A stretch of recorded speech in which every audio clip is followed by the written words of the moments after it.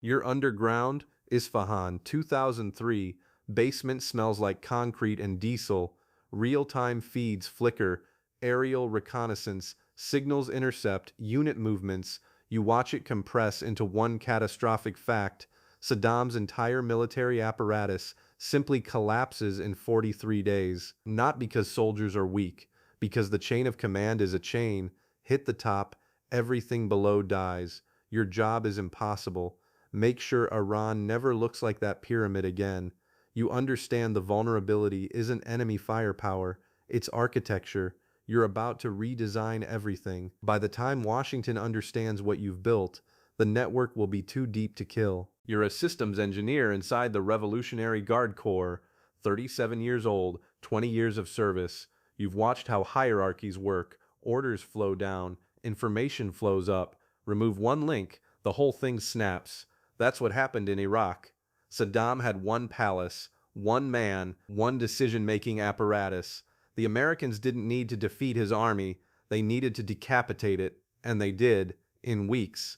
The Pasdaran looks different on paper. There are layers, supreme leader at the top, joint command below that, regional commands, provincial units, local cells. This looks resilient, multiple nodes, multiple pathways, but every order traces back upward to the same decision maker. Every strategic pivot waits for authorization from Tehran. Every cell depends on the center for resources, intelligence, targeting authority. You see the problem immediately. It's Saddam's pyramid wearing a different flag. You bring this to your superiors, you propose compartmentalization, make each province autonomous. Isfahan operates independently, Mashhad operates independently, Bandar Abbas, Tabriz, each one a sovereign unit with its own command authority, its own intelligence network, its own logistics. No single person controls them all. No single target can decapitate the system.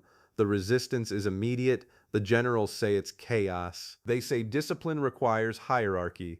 You reframe it. You don't call it decentralization. You call it revolutionary resilience. You say it's about surviving American strikes. You say it's about ensuring the Islamic Republic survives even if the center burns. That works. That gets you permission. By 2004, you're building it. The first autonomous cell stands up in the Zagros Mountains. It has its own command center, its own communications array, its own firing authority. When you give it standing orders, strike Israel if they attack, hold territory if the center falls, you're giving it legal authorization to execute without waiting for approval from Tehran. The formal hierarchy still exists on paper. Everyone reports to Tehran in the org chart. But something shifts in practice. The informal power structure is now the real one.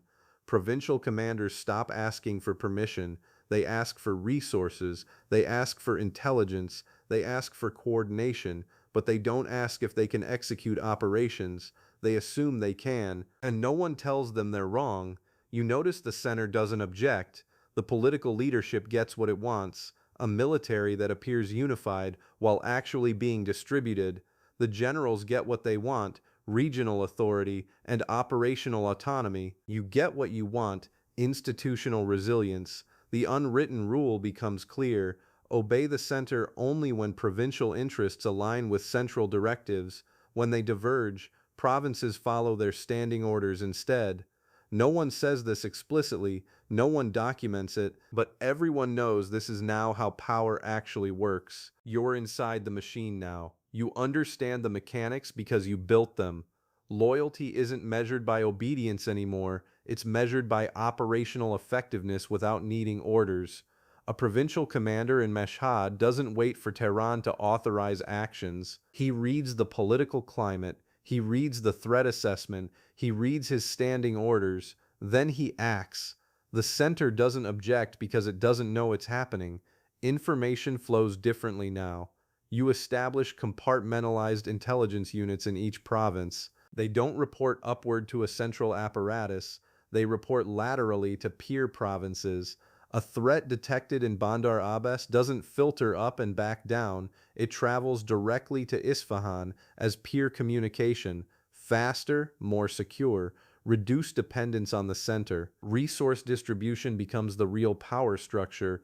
Commanders who can acquire supplies independently become the most powerful. You help them build procurement networks, front companies, smuggling routes, direct supplier relationships outside government. A commander in the Zagros doesn't need Tehran's budget anymore. He generates his own revenue. He buys his own equipment. He sustains his own operations. This is institutional inertia working backward. The formal structure remains intact.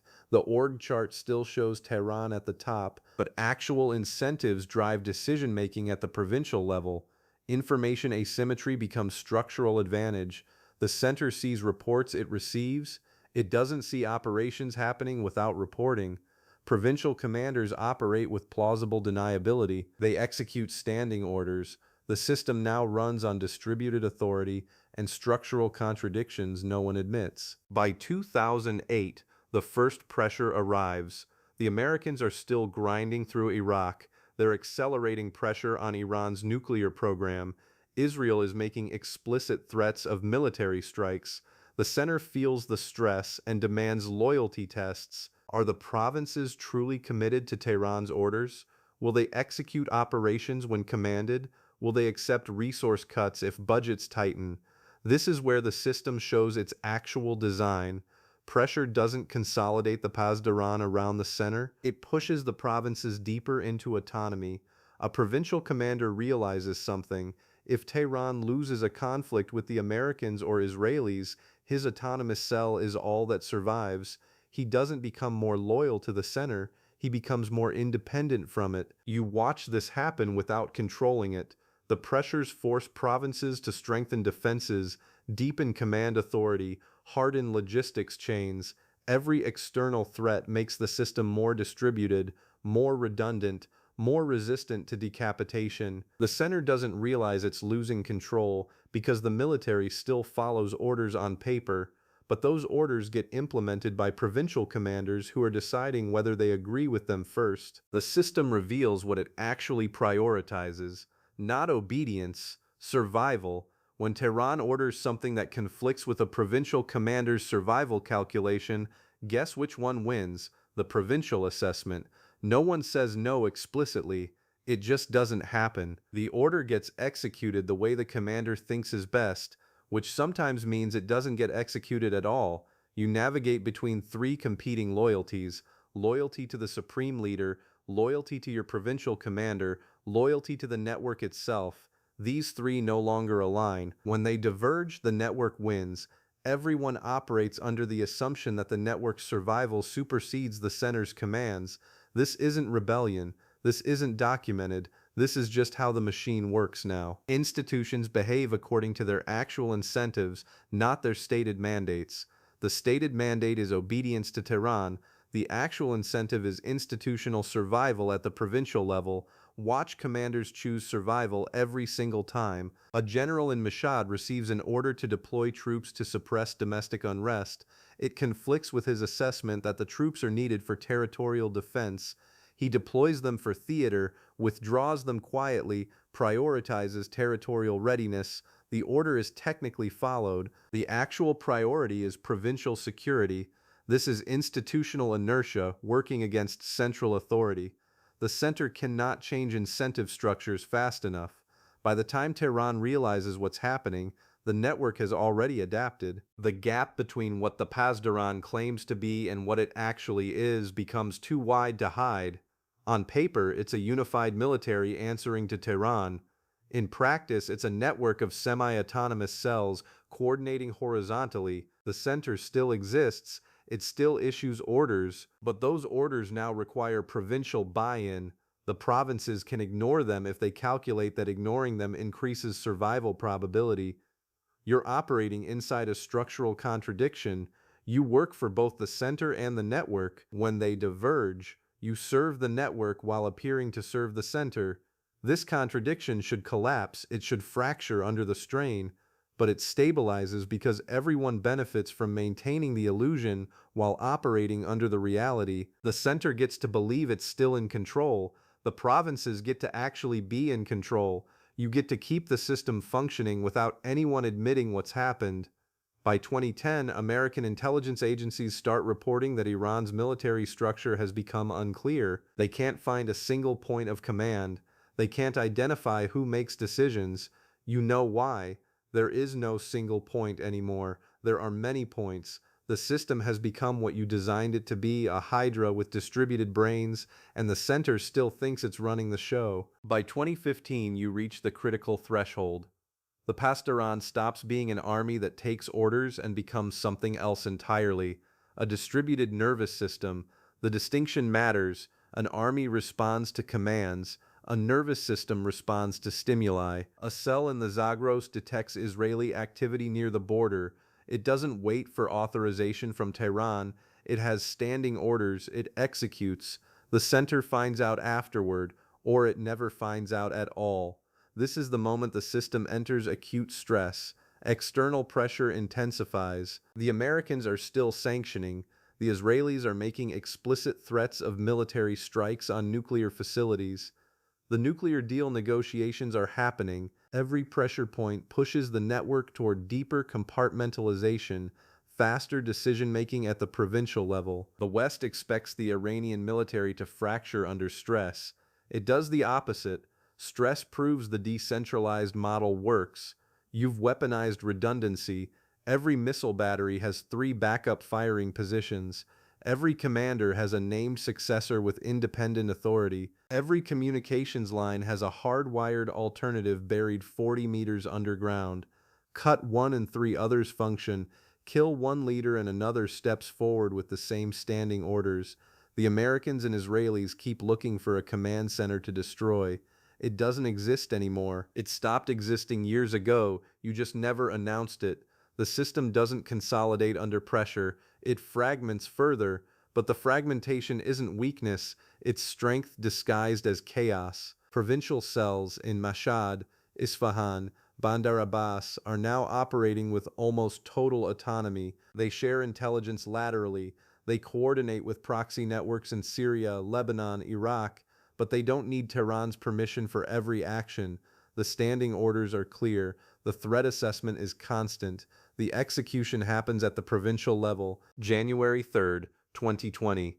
Qasem Soleimani dies in an American airstrike outside Baghdad. This is the irreversible moment. The moment that proves everything you built actually works. Western intelligence agencies expect chaos. They expect a pause while new command authority consolidates. They expect the military to fracture without Soleimani's leadership. None of that happens. Provincial cells continue operations without interruption. Proxy networks in Iraq continue strikes. The system doesn't skip a heartbeat because Soleimani was never the system. He was a figurehead attached to a network that functions independently of him. This is the moment alliances shift, but not toward the center. They shift toward deeper integration with the autonomous cells. The provinces don't need Tehran to authorize what comes next. They have their standing orders. They have their firing authority. They read the political situation and they act. Strikes on Israeli positions continue. Drone operations from Mashhad continue. Missile batteries in the Zagros remain alert. The system sustains itself because it never depended on any single person.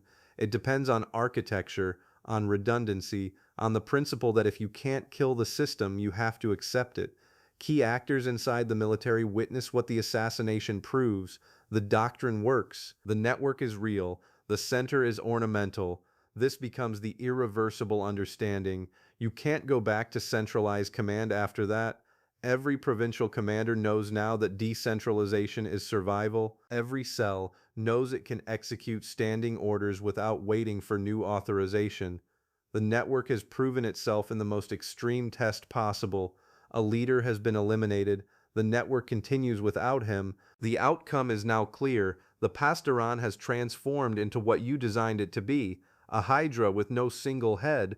Cut off one head and 10 others don't grow back because there were never 10 heads anyway.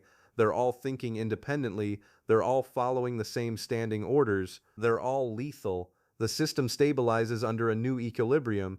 This isn't a temporary adaptation. This is the permanent architecture now. Provincial autonomy is no longer plausible deniability. It's the actual operating principle. Strikes on Israeli targets continue. Drone production accelerates in Mashhad. Missile batteries expand in the Zagros. Proxy networks integrate deeper into Syrian, Lebanese, Iraqi infrastructure. All of this happens without central authorization because it doesn't need central authorization anymore. The standing orders are sufficient. This is where Western strategic thinking breaks down completely. Diplomacy assumes there's someone to negotiate with, but you've distributed decision-making so thoroughly that there is no single negotiator. Decapitation strategy assumes there's a head to cut, but the system proved it survives without its most visible leader. Sanctions assume there's a central decision-maker to pressure, but you've proven that power doesn't require centralization to be lethal. The network adapts faster than the center ever could. Provincial cells execute operations based on standing orders and real-time threat assessment. They don't wait for budget approval or political consensus. They act. The counterintuitive insight surfaces when you step back from the operational details. Iran's strength isn't technological superiority, it's architectural superiority. The West spent decades building hierarchies, NATO command structures, centralized intelligence agencies, top-down military chains, single decision-makers. That's how power worked in the 20th century. You spent decades building networks, autonomous cells, lateral communication, distributed decision-making, no single point of control, no single point of failure. That's how power works now. When hierarchies fight networks, networks win, always. You can cut a hierarchy at any point and it dies. You can't cut a network anywhere that matters because there's no center to cut. The Americans learned this in Afghanistan. The Taliban was decentralized. The US military was not. 20 years of fighting, trillions of dollars, the centralized machine lost to the distributed insurgency, not because the Taliban were stronger, because the Taliban didn't need a center. When you killed one commander, another followed the same standing orders. When you destroyed a stronghold, the network regrouped elsewhere. You can't win against an enemy with no center to target. The Israelis learned it against Hezbollah. Compartmentalization meant killing commanders didn't stop operations. Killing a cell didn't kill the network. Targeting leadership didn't collapse the structure. The network ran deeper than any person. You applied both lessons. You created something the West has no answer for. The real weapon isn't the missiles, it's the architecture that lets those missiles fire without central authorization. Provincial cells execute strikes on Israel without waiting for Tehran. They have standing orders, they have firing authority, they read the situation and they act. The center doesn't authorize every operation, the network handles it. This explains why the West misunderstood power entirely. Intelligence agencies asked wrong questions. Who's in charge? Who makes decisions? Who authorized the strike? But you dismantled the structure those questions assumed. There is no one person in charge anymore. Decisions happen at the provincial level. Authorization is automatic based on standing orders and threat assessment. The center is now decorative. Modern power isn't about controlling information anymore. It's about creating systems that work without central control. The Pasdaran proved this. Decentralization isn't weakness. It's the strongest resilient structure possible. Every autonomous cell is a sovereign decision maker. This is why strikes continue even when political leadership fractures. The system doesn't depend on leaders, it depends on architecture. The future belongs to whoever decentralizes fastest, whoever distributes decision-making to the edges, whoever operates without a center. Iran's Pasdaran is the prototype. Others copy the model now. Insurgencies, criminal networks, terrorist organizations all understand what you understood in 2003. A pyramid dies when you hit the top. A network dies when you hit every point. You can't hit every point. The asymmetry is structural. It favors distribution. It favors redundancy. It favors the network over the hierarchy. This is the systemic legacy. You didn't just build a military. You built a principle that power itself can be decentralized. The cycle begins again. Hierarchies build themselves. Networks dismantle them. The story is real. The system is operational. The West is still looking for a center to destroy. It stopped existing years ago. It never burned. It redistributed.